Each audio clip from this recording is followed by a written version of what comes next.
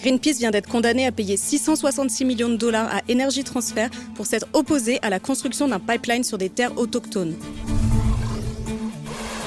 Pour rappel, le Dakota Access Pipeline, c'est un oléoduc géant qui transporte du pétrole de schiste, donc déjà, c'est une bombe climatique en soi. Mais en plus, il passe sur les terres sacrées des Sioux de Standing Rock, menace leur eau potable et a été construit sans leur consentement.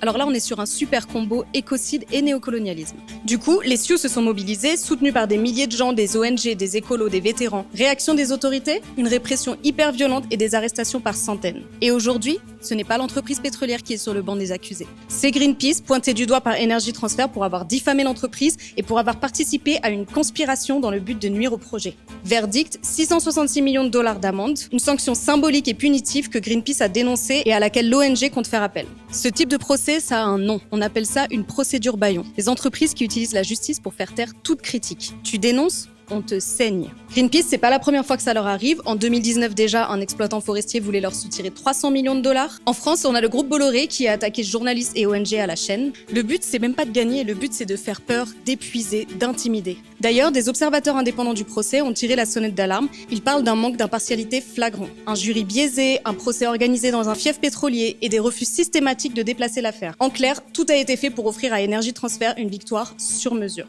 Apparemment, dire la vérité, ça coûte très cher en 2025. Si Greenpeace disparaît sous le poids de cette amende, qui aura les épaules de porter ce genre de combat contre des géants industriels ?